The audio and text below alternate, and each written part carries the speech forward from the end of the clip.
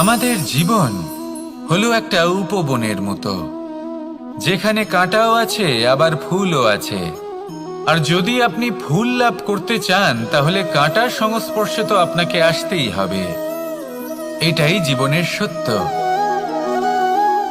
আমাদের জীবনে, আমাদের পরিবারে, আমাদের সমাজে দেখবেন ভিন্ন ভিন্ন ধরনের মানুষ আছে। কেউ আছেন দুর্জন, কেউ সজ্জন, কেউ শত্রু হন তো কেউ মিত্র। যদি আপনি দুর্জনদের কাছে যান তাহলে শুধুই কষ্ট পাবেন, যদি আপনি শত্রুর কাছে যান তাহলে ঝামেলায় জড়িয়ে পড়বেন।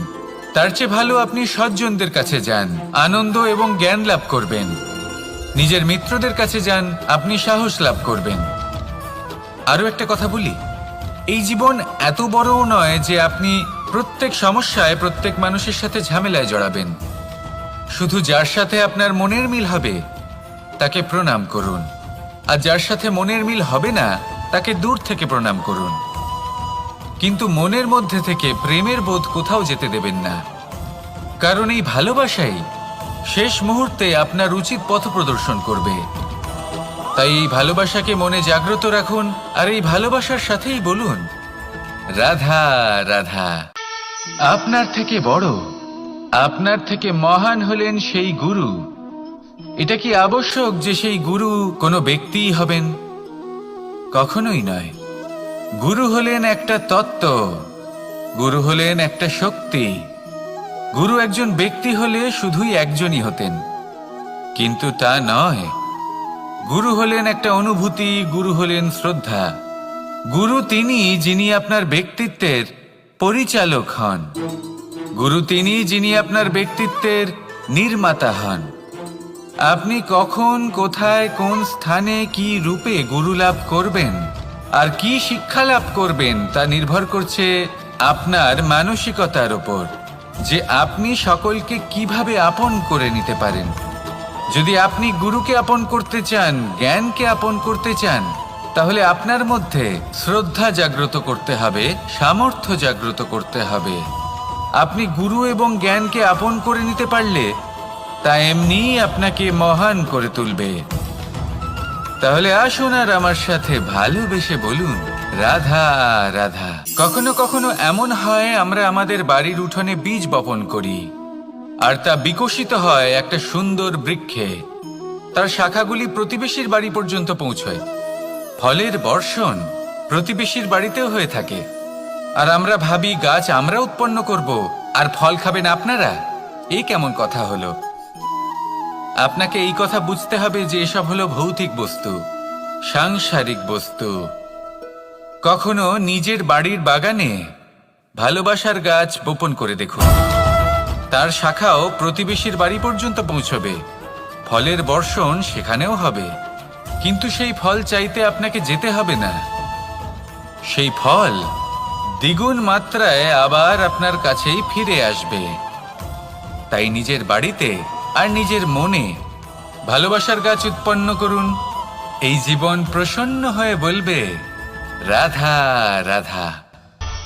সময় এবং ধন, একটা যা প্রকৃতি আমাদের দান করেন আর একটা যা আমরা নিজেরা অর্জন করি। কিন্তু যখন হারিয়ে ফেলার প্রসঙ্গ আসে তখন আমরা এই দুই একসাথে হারিয়ে ফেলি। এই সময় যদি আপনি গুনতে থাকেন তাহলে তা এমনিও নষ্ট হয়ে যাবে, কারণ সময় গণনা করতে আপনি যে সময় ব্যতীত করেন তা তো এমনিই নষ্ট হয়ে যায়। এই সময়কে যদি আপনি একত্রিত করার চেষ্টা করেন তাহলে তা সম্ভব হবে না। সময়ের বিষয়ে শুধু একটাই কথা বলবো, আপনি যদি একে ব্যবহার করেন তাহলেই জীবনে বৃদ্ধি হবে। ধনের সাথেও এটাই হয়।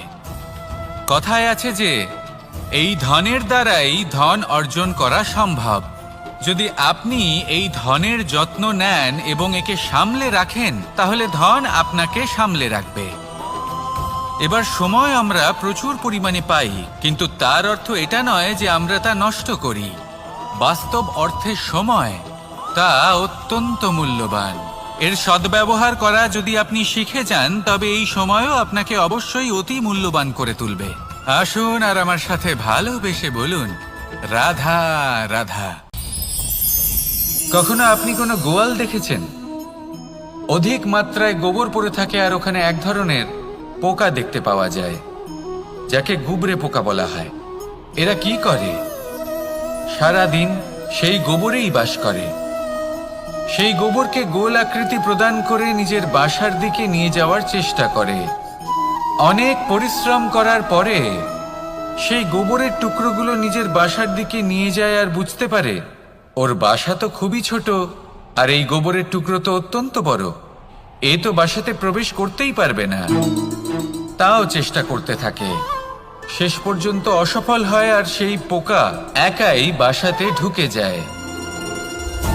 এরকম মানুষের সাথেও হয়ে থাকে সমস্ত জীবন।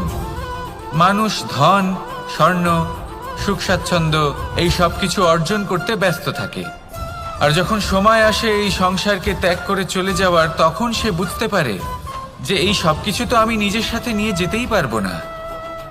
মনে দুঃখ নিয়ে সংসার থেকে বিদায় নেয় সে। তার বদলে যদি মানুষ কোনো নির্ধন ব্যক্তিকে সাহায্য করে দেয়, কোনো দুঃখী ব্যক্তিকে হাসাতে চেষ্টা করে, তাহলে মনে সন্তোষ নিয়ে সংসার ত্যাগ করতে পারে। এই জীবনে ধন, স্বর্ণ, সুখ স্বাচ্ছন্দ্য অতি আবশ্যক, কিন্তু এগুলোই বাস্তব সম্পত্তি নয়। তাহলে কি এই বাস্তব সম্পত্তি সেটা বুঝতে শিখুন, আর আমার সাথে ভালোবেসে বলুন রাধা রাধা।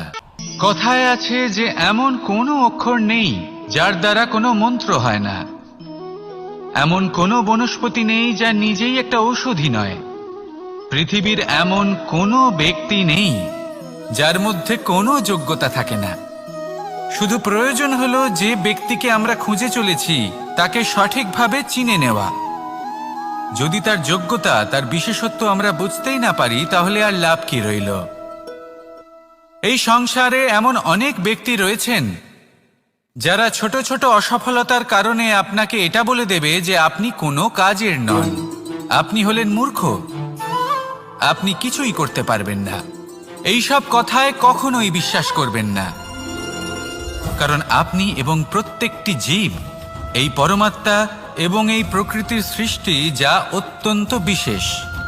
যদি আপনাকে উদাহরণ দিই, তাহলে একদিকে আছে তরোয়াল, একটা বড় লম্বা তরোয়াল, যার দ্বারা যুদ্ধ করা যায়, জয়লাভ করা যায়। আর অন্যদিকে রয়েছে একটা ছোট্ট সূচ, কিন্তু যে কাজ একটা ছোট্ট সূচ করতে পারে তা একটা তরোয়াল দ্বারা সম্ভব নয়। এর অর্থ হলো এটাই যে প্রত্যেকটা রচনা অত্যন্ত অমূল্য এবং অত্যন্ত বিশেষ হয়।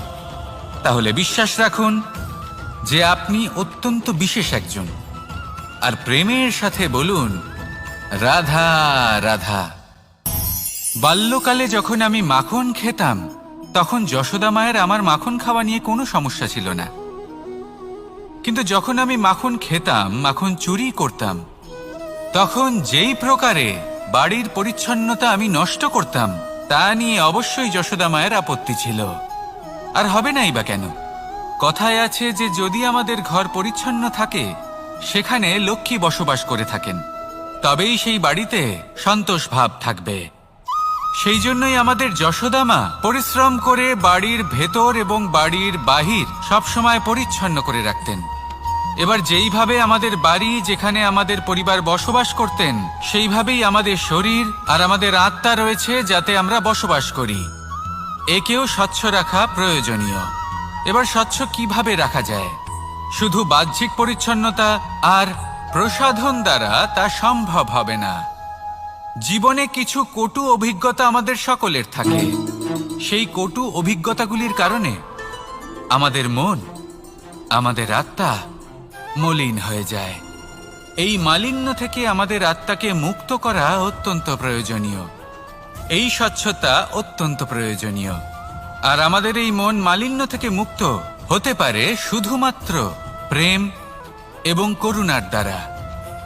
তাই সকলকে ভালোবাসতে থাকুন আর মনের মধ্যে করুণার বোধ জাগ্রত করুন। কারণ যেইভাবে বাড়ি পরিষ্কার থাকলে তাতে লক্ষ্মী বসবাস করেন, সন্তোষবোধ বজায় থাকে, সেইভাবেই যদি মন স্বচ্ছ থাকে, তাহলে তাতে সন্তোষও থাকবে, শান্তিও থাকবে। তাহলে ভালোবাসতে থাকুন, মনের মধ্যে করুণাবোধ জাগ্রত করুন, আর আমার সাথে ভালোবেসে বলুন রাধা রাধা। আপনি কখনো রেশমের কীট দেখেছেন? নিজের সুরক্ষার জন্য সে নিজের লালা থেকে একটি সুতো উৎপন্ন করে আর সেই সুতো দ্বারা নিজেকে পেঁচিয়ে নেয় প্রকৃতি এবং অন্য জীবজন্তুর হাত থেকে সুরক্ষার জন্য। কিন্তু যখন সেই সুতো শুকিয়ে যায় তখন কি হয়? তা একটা খোলসে পরিণত হয়, এত সবল হয়ে যায় যে সেই রেশমের কীট তা ভেঙে বাইরে বেরিয়েই আসতে পারে না। শেষ পর্যন্ত এই কারণেই সে মৃত্যু লাভ করে। এবার যদি একটা প্রজাপতির কথা বলি, তাহলে প্রজাপতি কি করে? যখন সে উড়তে চায় সে নিজেই নিজের খোলস ভেঙে ফেলে, সে তার পাখনা মেলে আর তারপর সে আকাশে উড়ে বেড়ায়। এটাই হলো শিক্ষা আমাদের জন্য। যদি আমরা আকাশে উড়ে বেড়াতে চাই তাহলে আমাদেরকেও অন্তর থেকে সেই খোলস ভাঙতে হবে, অর্থাৎ নিজেদেরকে বন্ধন থেকে মুক্ত করে দিতে হবে। সুরক্ষার জন্য কোনো বাঁধনে জড়িয়ে পড়া এ হলো সবথেকে বেশি অসুরক্ষিত কার্য। জীবনে সুরক্ষার ভয় থাকাটা উচিত, কিন্তু তা যদি অত্যাধিক হয়ে যায় তাহলে তা আপনাকে এতটাই দুর্বল করে দেবে যে আপনি নিজেরই সুরক্ষার চক্র ভেঙে বেরোতেই পারবেন না। যদি আপনি নবনির্মাণ করতে চান তাহলে আপনাকে নিজের এই সুরক্ষা কবচ ভেঙে বেরোতেই হবে, সাহসের সাথে পরিশ্রম করতে হবে। আর যদি আপনি এটা করতে পারেন তাহলে আপনার উড়ান কেউ আটকাতে পারবে না। আসুন আমার সাথে ভালোবেসে বলুন, রাধা রাধা।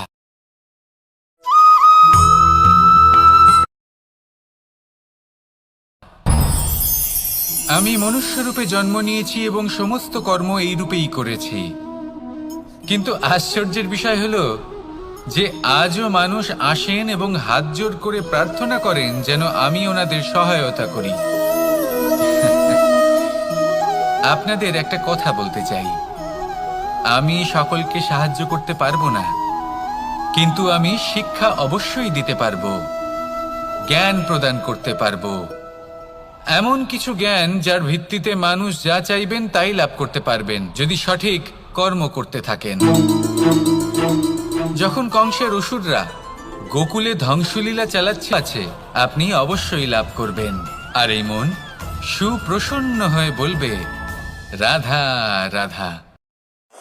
ওমা, কি আমি কখন থেকে এখানে অপেক্ষা করছি, হাত পেতে দাঁড়িয়ে রয়েছি যাতে একটা ফল আমার হাতে এসে পড়ে এবং সেটা আমি খেতে পারি।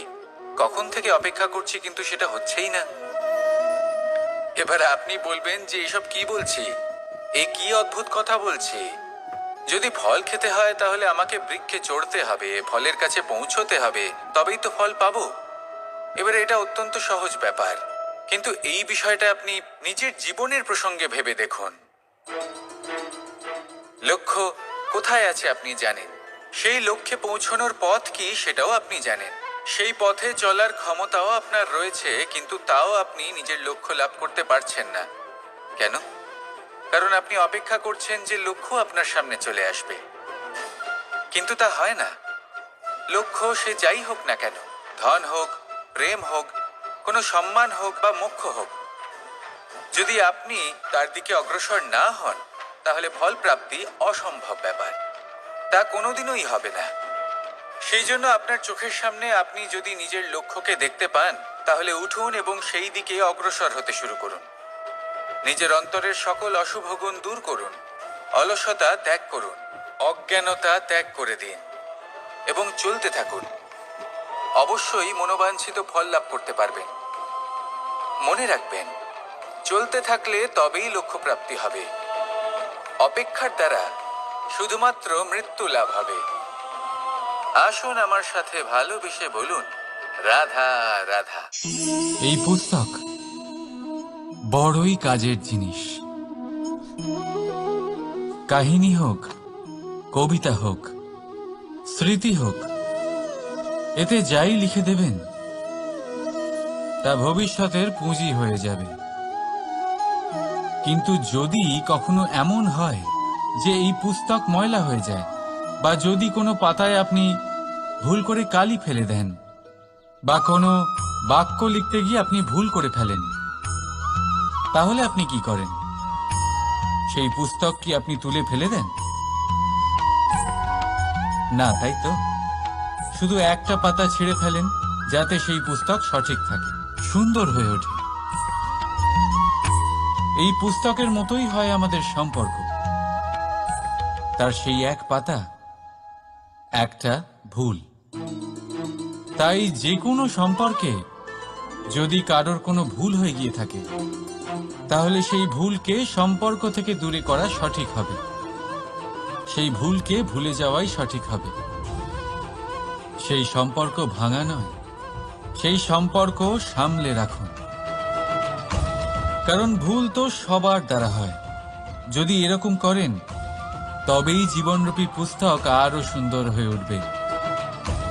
একে অপরকে ক্ষমা করতে শিখুন। একে অপরের ভুলকে ভুলে যেতে শিখুন। তারপর দেখবেন এই জীবনে আরো আনন্দ আসবে, আর এই সম্পর্ক নিঃশ্বাস নিতে থাকবে। রাধা রাধা।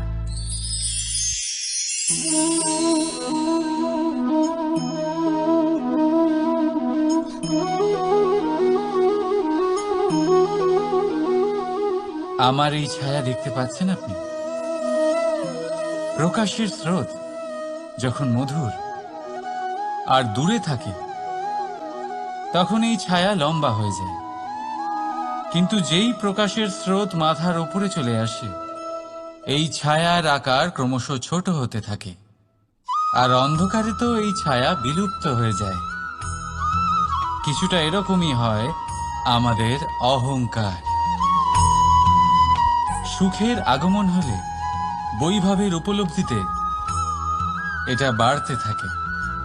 কিন্তু যেই সংকটের তাপ বেড়ে ওঠে, অহংকার ছোট হতে থাকে। আর যখন সংকটের এই অন্ধকার আমাদের চারিদিক থেকে ঘিরে ধরে, তখন এই অহংকার আমাদের ছায়ার মতোই বিলুপ্ত হয়ে যায়। তাই সেই কারণে আপনার জীবনে সংকটের আগমন আপনার অহংকার নষ্ট করেই দেবে, কিন্তু তার জন্য সংকটের অপেক্ষা কেন করবেন? এই অহংকারকে বাড়তেই দেবেন না, উৎপন্ন হতেই দেবেন না। বিবেকের সুতো দিয়ে বেঁধে রাখবেন একে, আর কেউ নয়। এই আত্মসম্মান নয়, এ হলো অহংকার। আর অহংকার আর কিছুই নয়, শুধু পতনের দিকে প্রথম পদক্ষেপ। আর এই জীবনে পতনের দিকে নয়, প্রেমের দিকে এগিয়ে যান। আর আমার সাথে ভালোবেসে বলুন, রাধা রাধা। আপনি কি কখনো ফলে ফুলে পরিপূর্ণ বৃক্ষ দেখেছেন? তার ডালগুলো কিরকম স্বাধীনভাবে বেড়ে ওঠে। কিন্তু যদি এই ডালগুলো মূলের সাথে ঠিকভাবে যুক্ত না থাকে, সেই বৃক্ষের মূলগুলি গভীর না হয়, তাহলে কি হবে? তাহলে কি সে সেই সব সুবিধা পাবে? কখনোই নয়। সেই বৃক্ষের ডাল পড়ে যাবে, সেই বৃক্ষ ভূমিষ্ঠ হয়ে যাবে। ঠিক সেইভাবেই চিন্তা ভাবনার স্বাধীনতার আনন্দ আপনি তখনই আস্বাদন করবেন যখন আপনার শিক্ষা গভীর হবে। তাই স্বাধীন থাকুন দৃষ্টিভঙ্গিতে, কিন্তু যুক্ত থাকুন শিক্ষার সাথে। রাধা রাধা। সমাজ, আমরা এই সমাজে বাস করি, আর বহুবার একটা গুরুত্বপূর্ণ কথা ভুলে যাই। এই সমাজ আমরা সকলে মিলে তৈরি করি। সমস্ত সময় কাটিয়ে দিই এইটা ভাবতে ভাবতে যে এই সমাজ কি ভাববে, আমার কি করা উচিত, আমার কি ভাবা উচিত, কি পড়া উচিত, কোনটা সঠিক কোনটা ভুল। যদি আমি এটা করি, তাহলে কয়েকজনের এটা মনে হবে না তো যে আমি খারাপ, যখন আমি তা নই। মনে ভয় উৎপন্ন হয় সেই কয়েকজন মানুষের জন্য।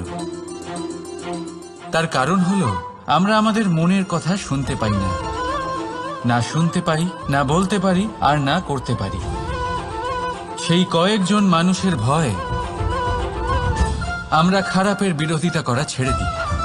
কিন্তু কখনো নিজেকে জিজ্ঞেস করুন, শেষ পর্যন্ত কারা এই কয়েকজন মানুষ? এই সংসারে প্রতিটি মানুষেরই নিজের আলাদা আলাদা ব্যক্তিত্ব আছে, আলাদা দৃষ্টিভঙ্গি আছে। তাই যদি আপনি এটা ভাবেন যে আপনি সবাইকে খুশি করতে পারবেন, তাহলে আপনি ভীষণ বড় ভুল করছেন। জীবনে কর্ম তাই করুন যাতে আপনার অন্তরাত্মা সন্তুষ্ট হয়। আর অন্তরাত্মা সন্তুষ্ট তখনই হবে যখন আপনার কর্ম শুভ হবে। তাই নিজের মনের কথা শুনে এই সংসারে শুভ কর্ম করতে থাকুন, তবেই এই সংসারের কর্মে আপনি সার্থক হবেন। রাধা রাধা। এই পাতাকে দেখুন, কত কোমল, কত শীর্ণ। যদি এর উপরে একটুও জোর খাটান, বেঁকে যাবে। পাতা তো এরকমই হয়, একটু জোর খাটালেই তা বেঁকে যায় এদের নমনীয়তার জন্য। কিন্তু ওদের এই নমনীয়তার জন্য ঝড়ে, বিপর্যয়ে ওরা ভেঙে পড়ার থেকে বেঁচে যায়।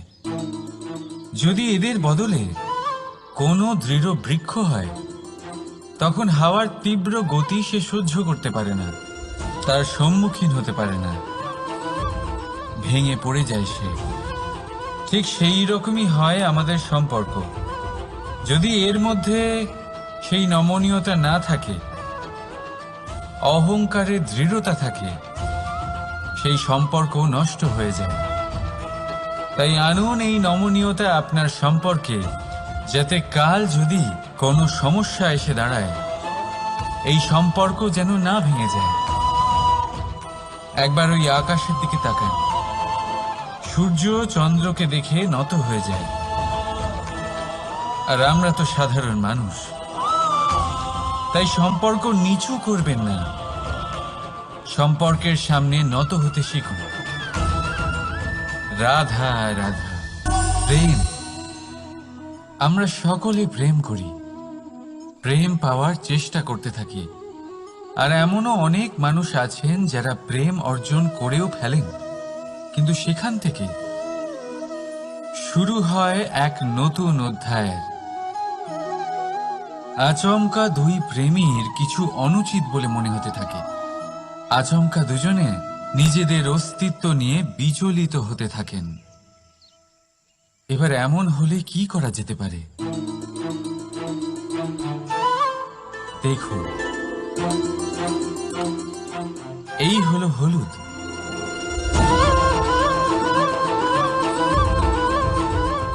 আর এই হলো চুন।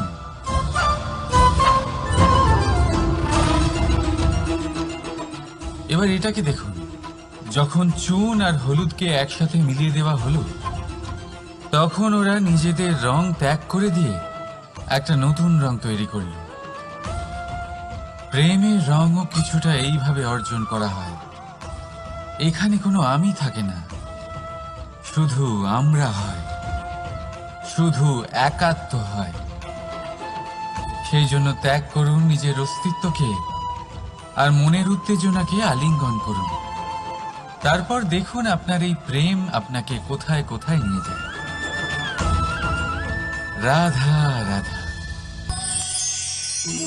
এই সংসারে অসংখ্য মানুষ অর্থ আর সামর্থ্য দিয়ে মূল্যায়ন করেন যে কোনো মানুষের, নিজেদেরও আর অন্যদেরও। আর বহুবার অর্থ আর সামর্থ্য অর্জন করতে গিয়ে আমরা সময়, সম্পর্ক আর স্বাস্থ্য পিছনে ফেলে আসি। আমরা তার খেয়াল রাখি না। ভাবি যে একবার এই অর্থ আর সামর্থ্য অর্জন করে নেওয়ার পর তারপর সময়ও আমাদের কথা মতো চলবে, সম্পর্কগুলো আরো মধুর হয়ে যাবে, আর স্বাস্থ্যও আমাদের হাতের মুঠোয় থাকবে। কিন্তু এই অর্থের জন্য যখন আমরা এই তিনটেই হারিয়ে ফেলি, তখনই আমরা বুঝতে পারি যে আমরা কতটা অর্থহীন ছিলাম।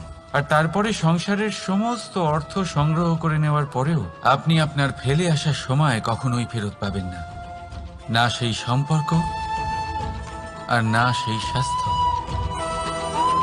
সেই জন্য এই তিনটির মূল্যই বুঝে নিতে শিখুন অনেক দেরি হয়ে যাওয়ার পূর্বে।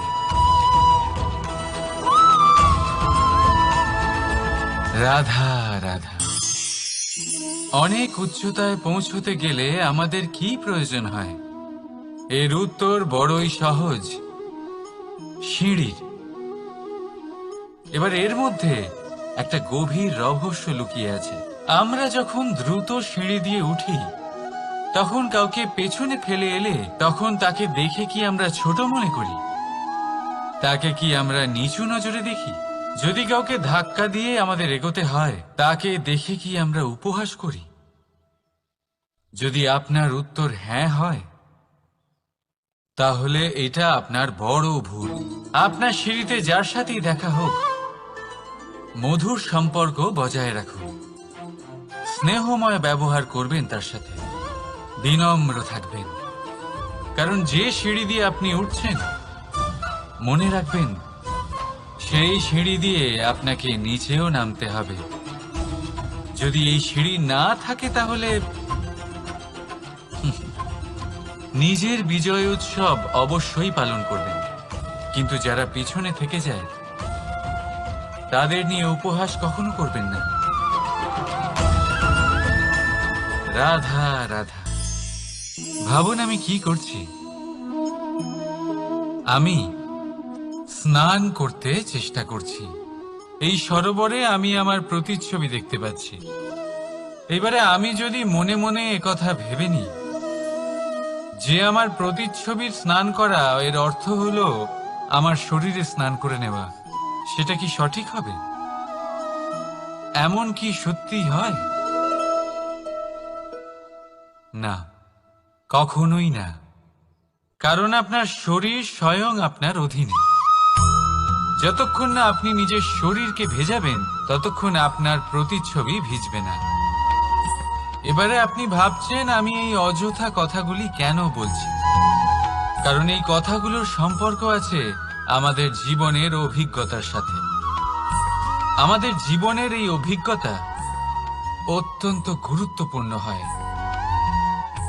কিছু মানুষ এমন আছেন যারা সংকটের সম্মুখীন হতে চান না, কঠিন পরিস্থিতির সম্মুখীন হতে চান না, সেইগুলোর থেকে দূরে পালান।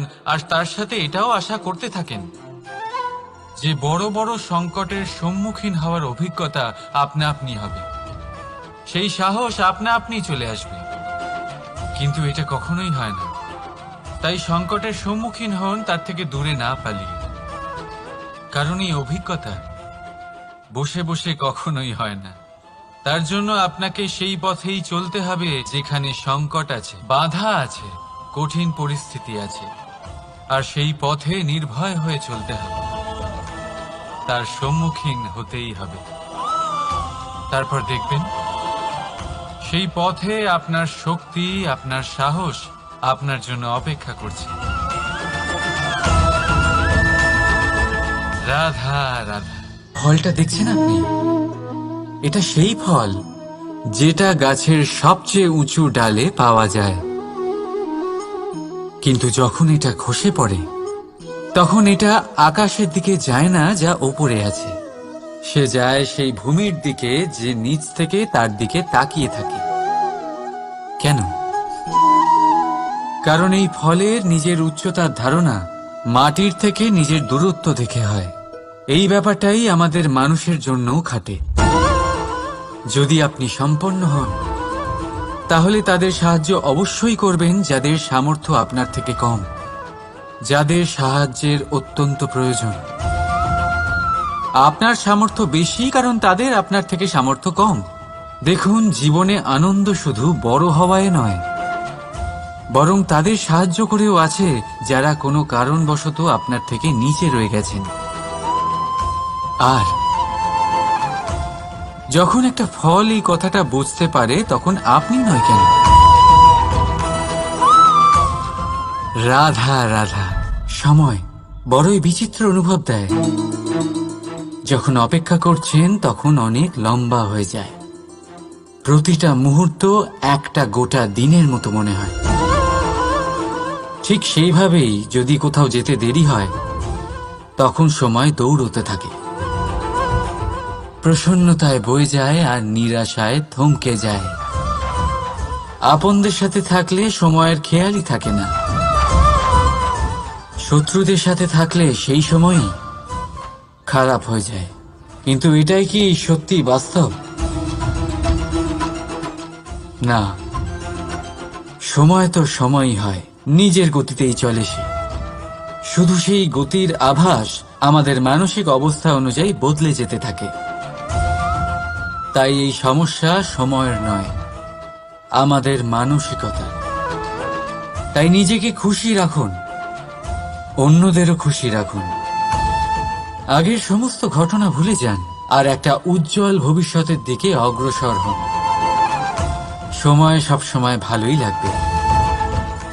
প্রেম করুন সবার সাথে, সময় সবসময় সুখেই কাটবে। রাধা রাধা। অগ্নি জীবনে খুব মহত্বপূর্ণ হয়। এই অগ্নি উজ্জ্বলতা হয়ে আমাদের জীবিত রাখে। কিন্তু ভাবুন, যদি এই উজ্জ্বলতা ক্রোধের অগ্নি হয়ে দিকভ্রষ্ট হয় তাহলে কি হবে? একটা ছোট পাতা দিয়ে শুরু করে গোটা বনকে ছারখার করে দিতে পারে। ঠিক সেরকমই মানুষের ক্রোধের আগুনও অন্যদের তো ভস্ম করেই, কিন্তু তার পূর্বে স্বয়ং নিজেকেই ভস্ম করে দেয়। তাহলে কি করা যায়? কি করে নিয়ন্ত্রণ করা যায় তাকে?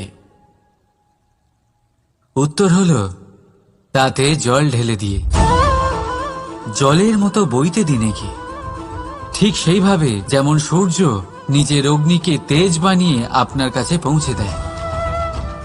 এটাই পার্থক্য সূর্যের অগ্নি আর ক্রোধের অগ্নির মধ্যে।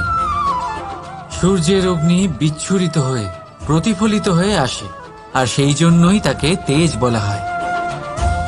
অন্যদিকে আমাদের ক্রোধের আগুনের কোনো সীমাই থাকে না। তাহলে নিজের অন্তরের শক্তিকে ক্রোধের আগুন বানিয়ে জ্বালাতে চান, নাকি উজ্জ্বলতা বানিয়ে বিস্তারিত করতে চান? সিদ্ধান্ত আপনার। রাধা রাধা। এই সংসার অনেকটাই বড়, আর আমরা তার কাছে অত্যন্ত নগণ্য। এই সংসারে এমন অনেক মানুষ পাওয়া যায় যারা বোঝান যে এই সংসারটা কতটা বড়, কতটা অদ্ভুত, কতটা সুন্দর। আর এই সংসার রচনা করে পরমেশ্বর কত মহান এক কাজ করেছেন। কিন্তু আপনি এই জীবনে মাত্র কয়েকজন মানুষকেই পাবেন যারা আপনাকে এটা বলবেন যে এই সংসারে আপনি কতটা গুরুত্বপূর্ণ, আপনি কতটা অদ্ভুত। যদি আপনি তাদের সাথে থাকেন তাহলে তারা নতুন কিছু সৃষ্টি করতে পারেন, এই সংসারকে আরো কতটা পবিত্র করতে পারেন। তাই এই সংসারকে গুরুত্ব না দিয়ে সেই মুষ্টিমেয় কিছু মানুষকে গুরুত্ব দিন, কারণ তারাই হলো আপনার আপনজন, আর তারাই আপনাকে সঠিক পথে চালিত করবে। মানুষকে তো বর্ষার স্রোতও বই নিয়ে যেতে পারে, তাকে সাগরও ডুবিয়ে দিতে পারে, কিন্তু গঙ্গা জল সবচেয়ে বেশি শুদ্ধ, কারণ তার কয়েক ফোঁটা মানুষকে মুক্ত করে দেয়। রাধা রাধা। এ হলো একটা পাতলা সুতো। ভাবছি যদি এটা দিয়ে আমি পোশাক বানাই তাহলে নিজের জন্য কত সুন্দর একটা পোশাক বানাতে পারবো। কিন্তু যদি এটা আমি... চিন্তা করবেন না,